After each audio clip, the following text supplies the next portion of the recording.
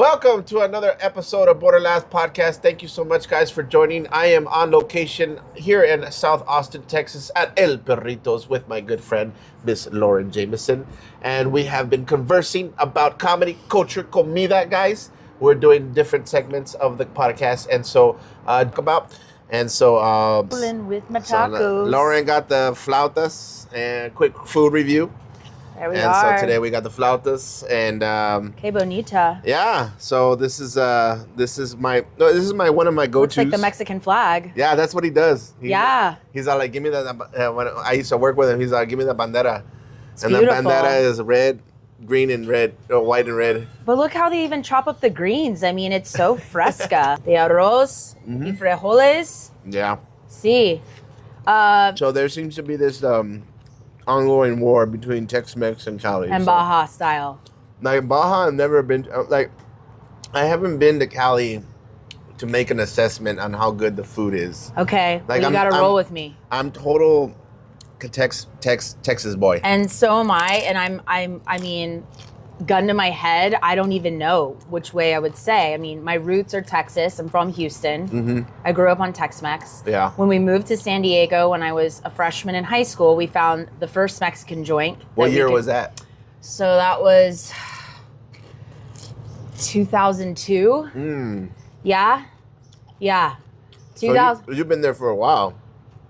I was there until I finished high school, and then I came back to Texas. I went to Dallas for college. Okay. So I just wanted to get away from my family. And getting into UC schools just didn't really sit well with me. You had to take like another SAT. It wasn't just the ones. You had to take the twos, dude. I was like, nah, dude, I'm just doing one test. And then I took ACTs also.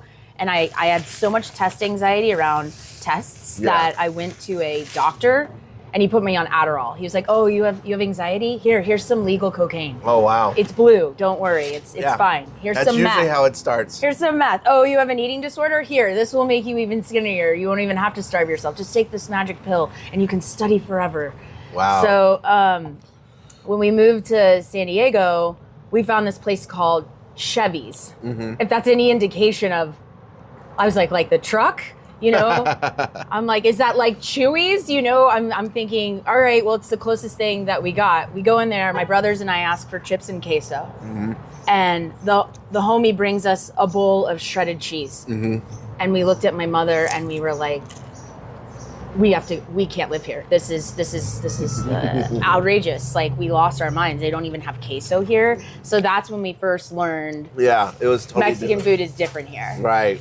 And it wasn't until I found places like El Pueblo and Mexico Viejo and other like taco shops that had the spicy carrots and all that stuff at where all the salsas are, about the California burrito, which is a carne asada with the papas fritas, add guac, add sour cream, pico de gallo, that I was like, okay, this is scoring some points. Right. But I think anytime, I think Tex-Mex is better. I just have to say it. And that's and because your home is Texas, and that's your roots are Texas. Yes. So you have Texas Californian. You have a little bias towards it. I think so. But I haven't been to California to get I went. When was it? I think I went last year in September.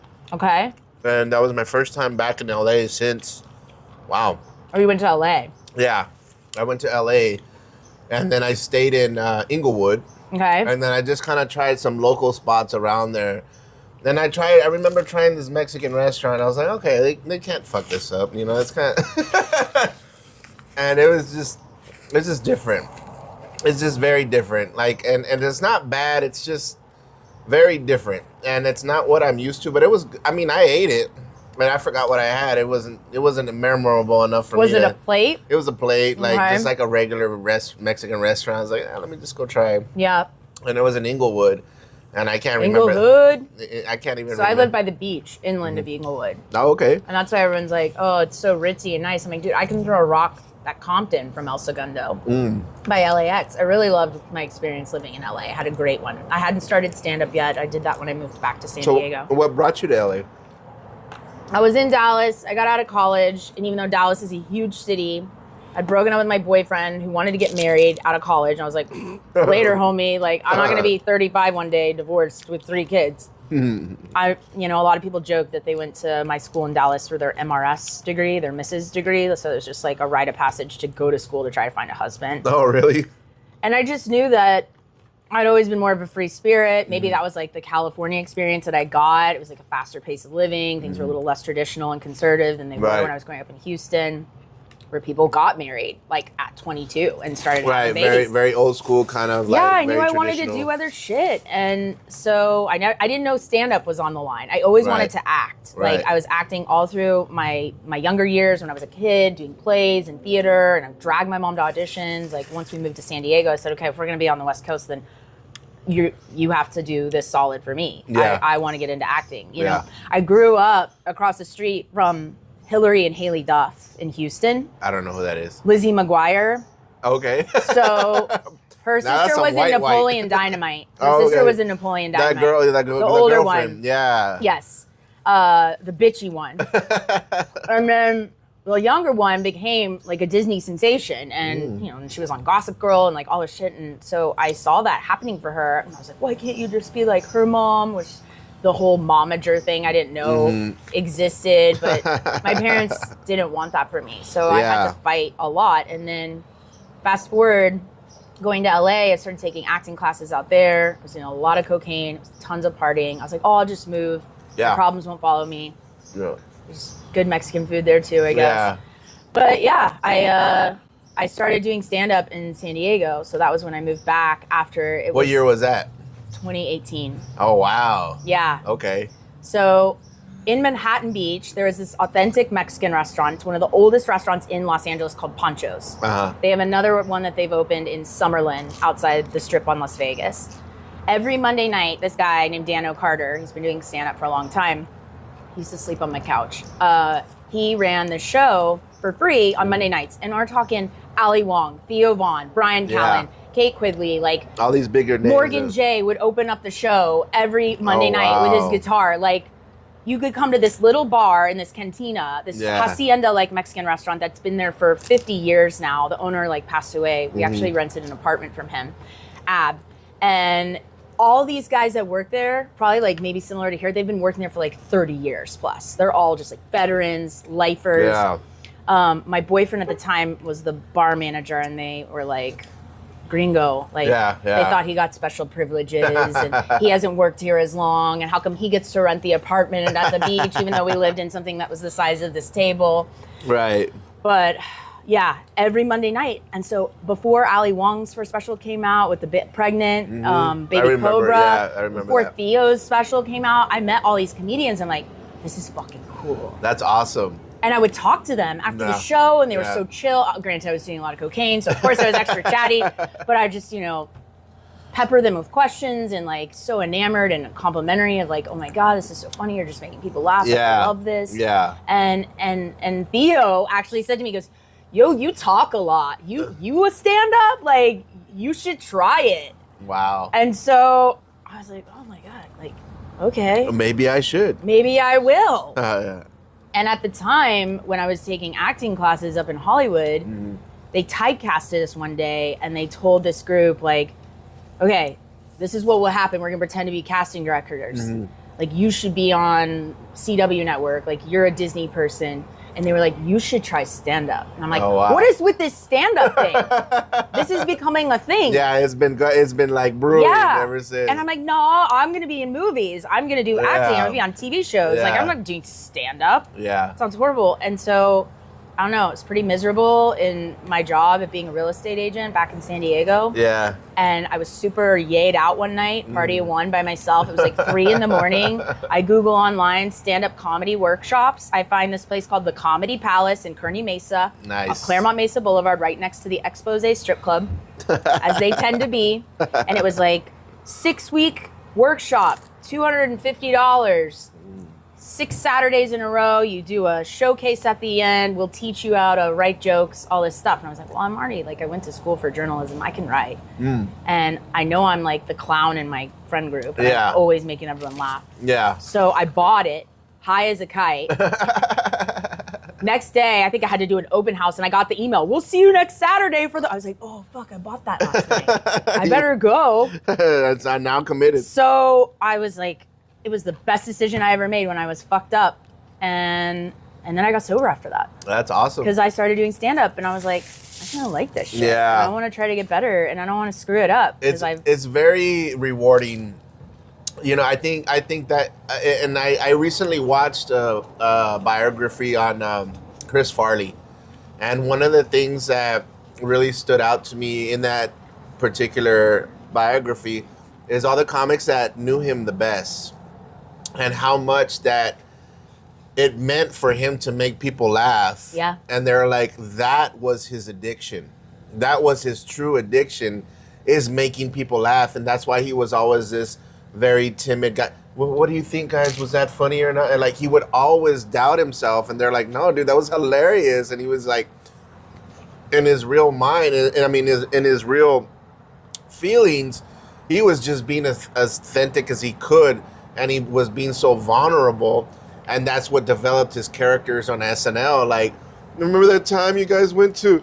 That's really him. Yeah. It's just a different form and version of him. So I saw that documentary. I was like, wow, this is really like, and like he went through the growlings and all the LA scene. And isn't that coming here? Second City or something is coming here. I don't know. Chicago. And I'm not sure. I haven't heard anything about that. Did you ever take improv? I took improv here in Austin. Yeah. Which one? When I first, there was a couple of classes out in, because I wanted to be in acting too, because I started kind of like, I started off with stand up, and then I kind of I liked the writing portion, but I wasn't really a good performer yet. I didn't know what that meant to go on stage and to deliver the material. I had funny material writing, but it sounded better if I said it like, yeah, you know, or if I did a little like, or if I put a little inflection in my voice, it just made it sound funnier. And it took me a while to develop my set where I'm like, oh, I could say it this way, and I'll get the results that I want. So I was more of a writer, and then when I started doing stand-up here in Austin, I felt like I was too nervous on stage. I felt like I need a buffer. I need something to like, so I took up improv class at Fallout Theater. Shout out to Fallout Theater. Awesome little venue here that's always promoted improv, and I took a class there, and I met a couple people that were improvs, and it felt so different than bombing on stage as a comic. Because if we bomb as an improv group, like, hey, you bomb, it's all on us. It's not just me this time. So it helped me develop. Makes it quicker. It helped me develop the thick skin, per se, of stand-up and being able to like, oh, man, I'm not getting a laugh. What should I do? Instead of panicking and just like, and I still have these thoughts upstage, and a lot of people ask me, you still get nervous when you go up on stage? That portion of I always do. Every time. Yeah. I get that hit of adrenaline, and it's like there's these phases of leading up to the show. Right. Getting to the show. It is a whirlwind of emotions. Being on stage, and then the feeling you have when you get off. It's like all the feelings under the sun that your body and your central nervous system is going through, and it's like, am I nervous? No, I'm excited. Right. But some shows are different than others. Right. Like doing the funniest person in Austin thing a couple weeks ago. Oh, have you done it already? I'd never done it. I'd always miss the deadline. I've never done a competition. It's not been my thing. Oh, okay. Like, I'm like, I just always hear not great things. Yeah. And I had Colton Dowling in my heat, myself, Maddie Stew, Bobby J. Cox. These are just comics off the top of my head that I actually knew. Really strong comics, by the way, guys. If you're not in the scene, these are really strong comics. It's a competition every year. Funniest person in Austin. At Cap City. And my date is this Tuesday. Oh, a nice plug. You get 10 comps. Oh, yeah. Which I did use up. I think I got like 8 of the 10 because I was really, you have to hustle hard. Yeah. And you're realizing, hey, the house always wins. Like the casino's going to win. The club's going to make money. Exactly. And thanks to us going out there and advertising, and that's how you do it. You get your minions out there, your disciples, and you bring the business in. Yep. And we're not getting paid. No, not at all. Not even in tacos, nothing. Not even in oh no, I littered with styrofoam. Not even like with what do you call it? Not even with a t-shirt this year. Oh no, I did get the t-shirt. Oh, you got it? I did, yeah. So I haven't used it yet. I'll use it to wrap my wet hair at night. It's better for you ladies. By the way, that's a tip on hair. Don't put it in a towel. It's bad for your hair. Wrap it in a t-shirt.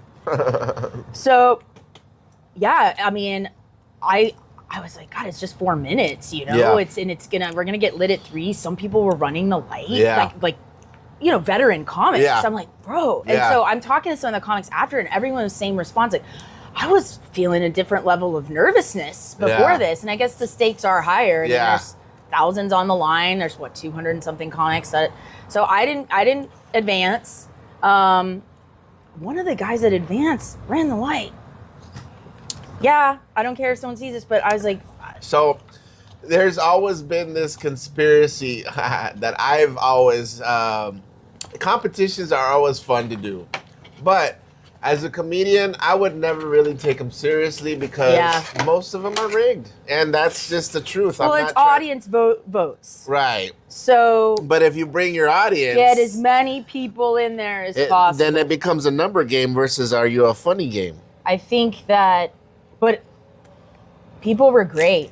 And Demi Chang was in there with me. Not one chick. It was all dudes that advanced. But it was like not Colton, not Maddie. Yeah. Who advanced that night? Shoot, dude. Like, people I don't even know, really. They could be newer comics that just landed here in Austin. So truly, like, this can be the land of opportunity. Wow. For you. I have felt more of a competitive edge and the stakes being higher here than when I was in San Diego and LA. Really? Yeah, I will say that.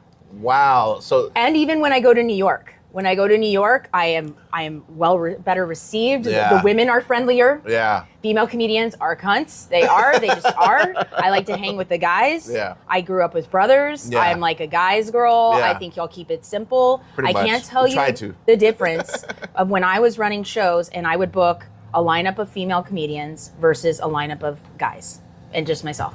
And the guys, they show up on time. They're ready to go. When they're on deck, they deliver. What? Sometimes I get like, the women are like, what time's the show? I'm like, dude, there's been a flyer circulating for 6 weeks with your goddamn face on it. Yeah. And the time. All the info is there. I have the same problem, and I don't mean to be like this misogynistic or like it's okay, I opened up the door. I biased person, but I am gonna say that I do have more difficulty booking females on my shows than I do males. Mm-hmm. And what's that for you? Here's my theory on that. I love women comics. No disrespect. I actually before made it to a point to book a female comic on my show. I literally did that because I felt it was more like I need women in my audience as well. Yeah. They're gonna bring people too. Women are gonna bring the men. It's half your audience. Exactly. It can be. So I can't ignore a whole population based on their sex. So I made it to a point to book women in my shows. And granted, they weren't the strongest. However, I surrounded them around stronger comedians where I felt like I would give them an opportunity, you know, like, okay, well, you know, they're going to grow, they're getting better, and I'm not shutting them out and not giving them an opportunity. That's how I know you'll get heat for that. Right, exactly. There's only one woman on this lineup. And I'm like, yeah, it's me. And so this past go around on my shows, I stopped booking comedians based on just having women on my show. Now I'm more of validation as far as what type of material you're doing. You know, like, are you strong enough? Do you have enough time to match with some of the men? And so that's kind of how I gauge it, where I see a lot of women and I noticed too that I started booking women the first time around, but then when I started asking them the second time around, they started like, well, I only go out for this amount of money now and this and that. The pool is small, the egos get bigger.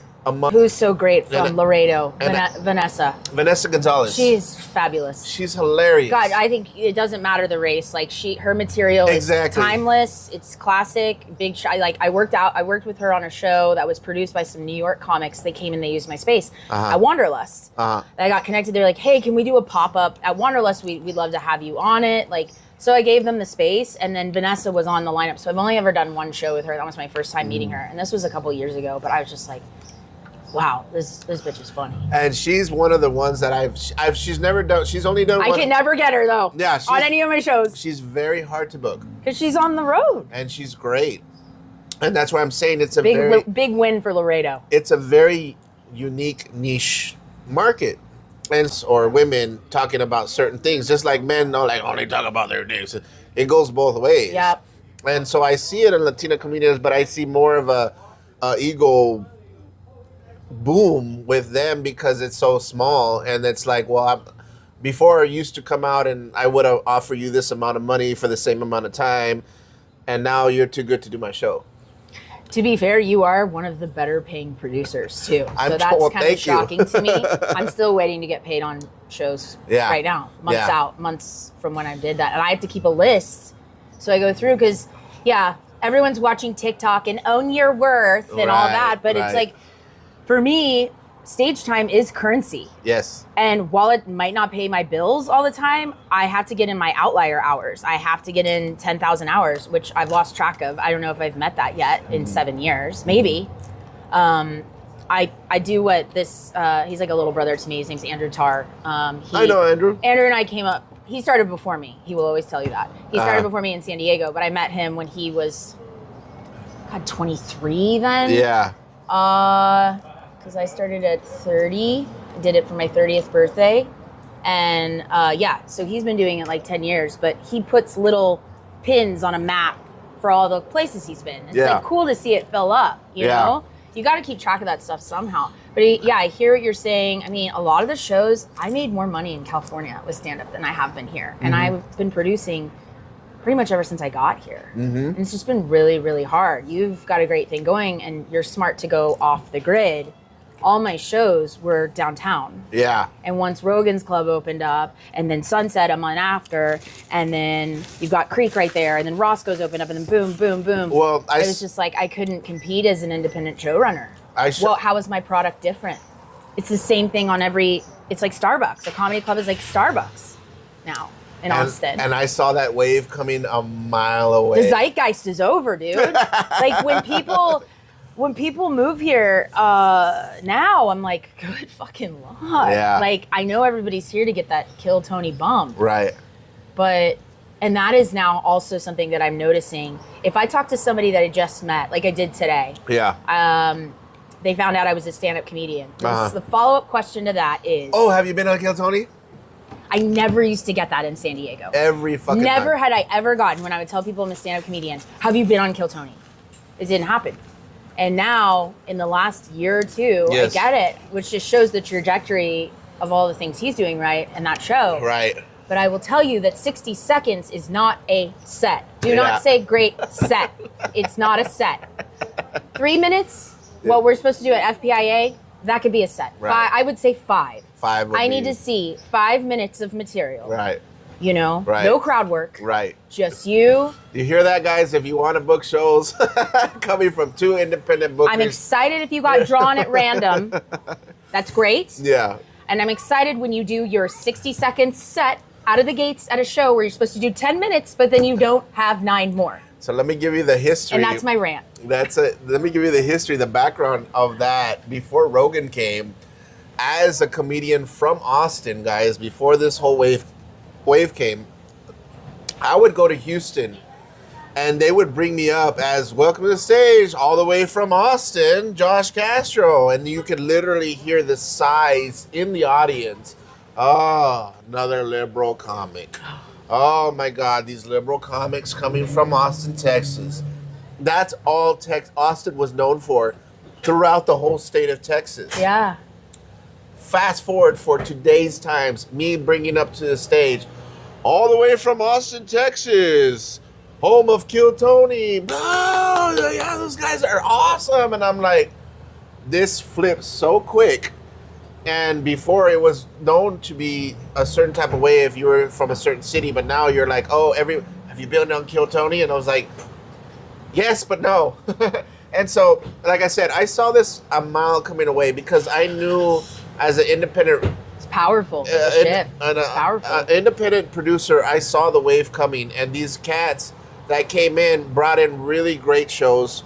Austin's so unique about doing comedy in Austin is that you're able to find your own niche. You're the weirdo in your own way. You know what I mean? And that's how I always felt because. Now we're seeing like dating shows. Yeah. That S&M style show. Yeah. I forget, Perverts. Yeah. Where people are peeing in bongs and drinking the pee water out of a bong. And I didn't hear about that. I mean, dude, it's getting grimy out there. And I'm like, I had to eat hot peppers for this show called Punchlines and Punishments for a fellow that, is a father, Mitchell Burrow. You're a father of a little girl, and you have this sadistic show where you either do the hot pepper spot, which is what I got, or your shot caller, and if you say or cuss, you're getting buzzed, you're getting shocked. So I started out with a jalapeno cakewalk, raw. Then you do a habanero. And then work your way up to a ghost. And I did, and there's Leche on the stage. And I had Jamar Neighbors and Darius Bennett go before. Darius went before me, then me, and then Jamar went after. And Jamar wasn't even on the lineup. He just wanted to do a spot, so he's like, "Yeah, man, whatever. Fuck, I'll eat the peppers." Yeah. And these grown men were brought to their knees. I stayed up. Wow. I stayed up. Wow. I did my set. I'm waiting on that tape because it's got to be. I'm like ready for what's the hot wings, hot ones. Like this better. If this is either the demise of my career, right? That I had to eat hot peppers on stage. And the audience loved it. Oh, they loved, like, Heather Keith hooked up to the shot color. She'd kick her foot out like a little piglet every time and squeal. Because it's really hard not to say or cuss. Yeah. And so. See, and I can never really do those shows. To me, I like watching them, but I wouldn't be a participant. That's just not my style. It does stand out as something different. And he's brought it to the Creek now. He was doing it at Sunset previously, but we had a full room the first time he did it at Creek a couple months ago. And and that's the beauty of Austin now, that you have so much comedy and so many avenues to search. You can find anything that you like here in Austin, and that's the beauty of it now. As far as most of the big wave that came through and the aftermath. Like, is it still coming?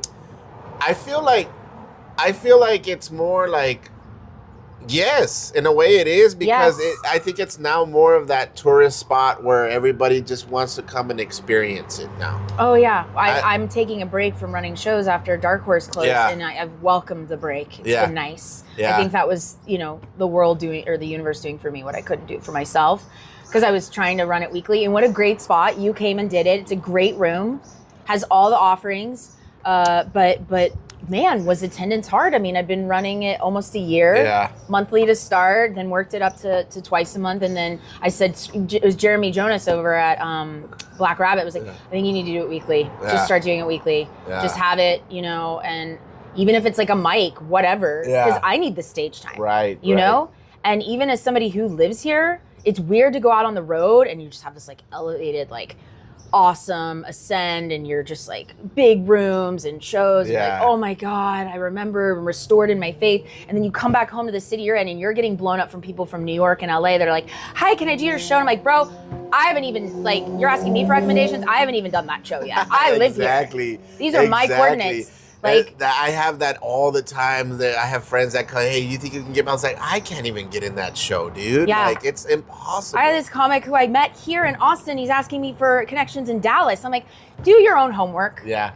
You've got the tools right there. You know, figure out the emails if you can't get DMs. Like, figure it out. Do the work. All the stuff is there. Right. You can find out how to contact that booker in another way. Right. Well, they don't have the thing active. I've literally had someone, I've given them names. And like, do you think you could message them for me? Because they don't follow me back, so they're not going to see the message. I'm like, oh, shit. Like, you're never going to make it in this business. Exactly. You're just not. Yeah. Like, weakest link. Yeah. You got to be tenacious. You got to really fucking love it. And exactly. And you got to be dedicated. And be comfortable with bombing. Exactly. Is that you're going to have so many closed doors now that you can't just give up on one thing. And that's where Lauren's talking about. It's like you have to keep going. If you're going to get a shut door, you got to keep going. It's a numbers game. And exactly. So that's how you're going to have to survive in the Austin comedy scene now. You just have to keep going out. And no matter how woe is me story you have, there's always somebody 10 times worse. So shut the fuck up. Yeah. Swallow your pride. Go up on stage. Take your fucking bomb. And get back up there. That's the bottom line until you get discovered, and that's all I can fucking give I think on most comics. You're never too big for mics. Like I know when I have shows coming up, and I'm like, shit, I don't have any dress rehearsals this week. I'm not on any shows. Yeah, I've gone weeks without being booked. Yes, and I'm like, okay, that's just like. Maybe that's just the universe telling me, take a break, focus your efforts on acting. Yeah. Right now, start doing some more auditions. It's just like try to flow with that, the lulls. And then all of a sudden there'll be like 6 the next week. Yes. It's like, remember that it's cyclical. It comes like when you used to sell houses or you used to do sales, like it would be like, peak, and then boom, fucking dry season, nothing. So comes in waves. It is. And, I always feel that lull of depression when I get back from being on the road because it's such a high. Yeah. And you're like, okay, remember when you get back to home base, it's not going to probably be like this. Right. So just take it in stride. You might have to go. Yeah. Then you can go do some mics in some shitty bars. Right. And be, run at by hobos everywhere on 6th Street. But that's called humbleness. Yes. Damn it. And it exists here in Austin. So next thing I want to talk about was your 4 Mount Rushmore of comedians, living or dead. Oof. I ask everybody this, and I just like to hear what they have to say. And I've had a lot of people say the same ones. It's really interesting.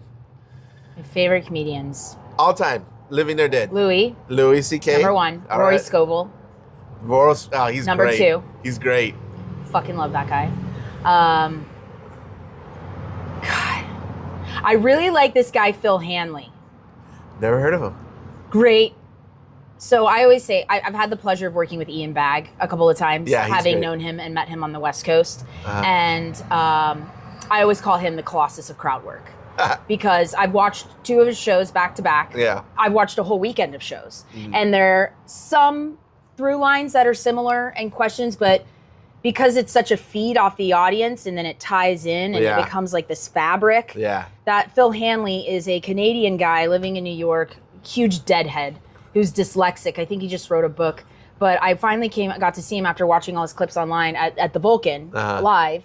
And this guy is just is a poet with his crowd work. And I don't really see many jokes, but because he's able to bring this Arabic couple over here with this Chinese couple over here, or I don't even know, and marry it. So truly impressed with him. Look, see, all men, all white guys, all white guys. Sorry, I love them. I love cis white pieces of shit. Kill me, feminists. They're just funny as fuck.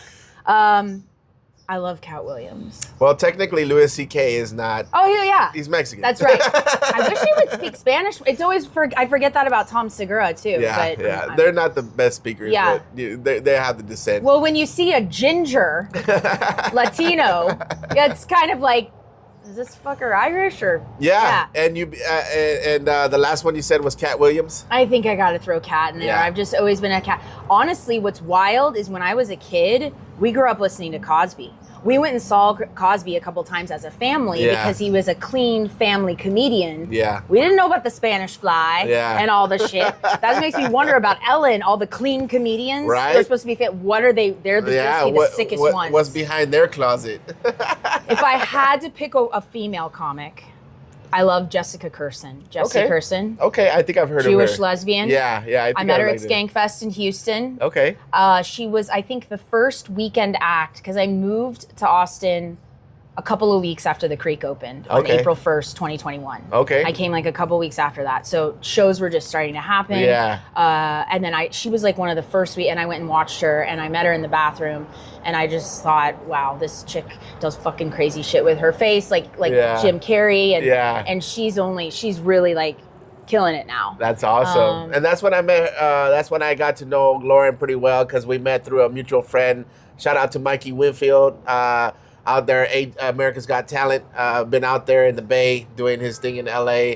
And she's been in the same circles. I was like, hey, you know each other. It was pretty cool. Yeah, I loved his joke about coming out like I'm a human microphone. It's hilarious. Now I can't unsee that for any black comics with a fro. You look like a microphone part 2. So he nailed hilarious. that. He's hilarious. Yeah, he's great. So many, there's just like comedians, like these self-driving Waymos, they're just breeding. I have a comic in New York who's like, well, hey, this guy's opening for me this weekend. Have you ever heard of him? Is he in Austin? Yeah, I'm like, if he's not, he will be soon. Yeah, just so much great talent. So much. You got to come here to Austin, guys, if you really want to experience comedy and how much it's grown and how much it's been, how much is in the scene right now. It's and an epicenter, that's for sure. And it's a mothership. It's a mecca. So what's your Mount Rushmore? I got a man. Carlin for sure. Pryor. Before Pryor. Murphy. Okay. Carlin, Murphy. Pablo Francisco. Okay. And then Greg Giraldo. All of those guys. No women, unfortunately, but if I did... I mean, look, you heard my list. Honorable mention for women, Cristela Alonso. I really like her. I met her at Mic Drop in San Diego. I was in the little room, and she was in the big room. She's Texas-born. Yep. We have a lot of similarity stories as far as growing up on the border, and I really like her.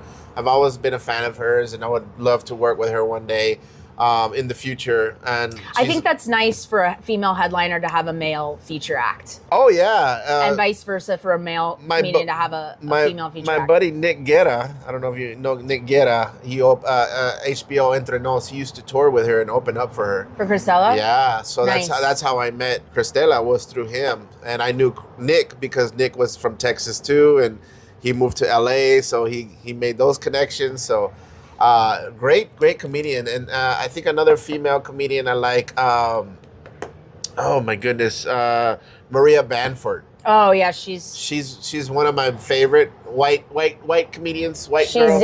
She's zany for sure. And I like her because she's the first comedian to openly talk about mental health illness, which I've never really saw a lot of comics talk about.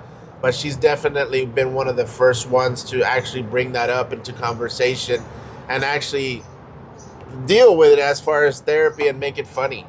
And I think that's very unique. And Joan Rivers is another. Yeah. She's one of the greatest. My Jewish loudmouth broad, which is funny. Yeah, as a Jewish comedian here in Austin, we get some hate lately. You know, I'm in the hot zone. No Jews, no news. You know. The funny thing about it is I got like literal boo. I've been booed at Cap City. I've been called a kike at Roscoe's. I got booed at Velveeta Room the other night with Eric Snader. Really? Where him and Pat Dean are doing this really cool thing called Comedy Clinic, because Eric Snader, also a Jewish man, who runs a show called Chosen Comedy. Yes.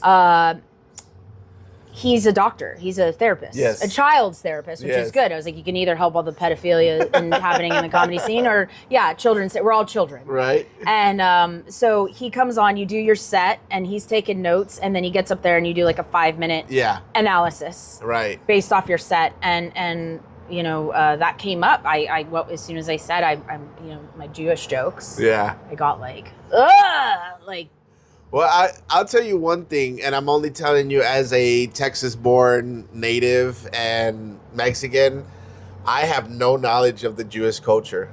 And I think that is prevalent with a lot of Texans. And it's not that we're ignorant to the fact, is that we've never really had...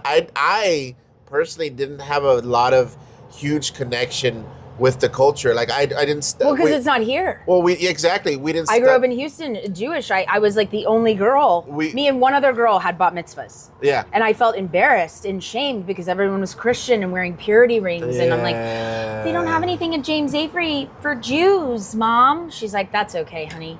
You can have sex before marriage. I'm like, I I love being Jewish. It's so much more fun. That's hilarious. So, I mean, and I had this really awesome party that was like a wedding, like a quinceañera, except it's at 13 when you get your period. And see, I didn't know any of that. I read that weird language. So a lot of times when comedians come from out of town and they do a lot of Jew reference jokes, it just doesn't hit with me. And I think a lot of Texans don't really get off to that because they just don't understand it, or they feel like anytime you mention it, it would be more offensive because that's all we hear is mainstream. Yeah. I was just looking up statistics today of what's the percentage of each race in the military. Yeah. And because I'm kind of sick of the fucking white privilege thing. You know, everyone is out there busting their ass. Right. There's always going to be people who have more than you, and there's always going to be people that have less. It goes both ways. There's plenty of wealthy black people out there. There's plenty of wealthy Latino people. Yeah. You know, this whole white privilege, I'm like, you know, it's interesting because I was just in Bastrop where there's a bridge named after Chief Petty Officer Stephen Matt Mills, who contributed with, he's a Navy SEAL. He's the fucking men of all men. And he passed away in 2011, and they were in charge of ops of taking down bin Laden. Okay. And that same year, bin Laden was found. And their chopper went down in Afghanistan. And I'm like, wow, 53% of military is Caucasian still. So it's like all these people in white privilege. Well, all the whites are over there fighting for your privilege to live here freely. I don't care what color you are. So I've just been getting some shit from comedians, whether it's comedians and audience, like about being Jewish or white stuff. It's just like, don't you feel that? Like, so much hate lately. And everyone's defensive all the time and angry, and it's just like, tranquilo. Well, when you're up to China, I don't argue with anybody anymore. I was like, hey, you know what? You're right. You know, you're right. Yeah, you just don't engage. Yeah, I'm dumb. I don't know what I'm doing. Because they can't fight with you if you don't engage. And it's a battle you just won't win. So and then you've expended your own energy and your own time and your own thoughts, and you've gotten your adrenaline running, and you're like, so definitely save it for the stage. Definitely save it for another podcast, guys. But for next time, guys, if people wanted to check out your comedy, what you do, and they want to keep up with your life, and how keep up with my life. I can barely keep up with my own life. How would they find you online? So I'm at the Lauren Jamison all across the board. The Lauren, just Lauren Jamison was taken. So I have to add a or the or something before some pronoun.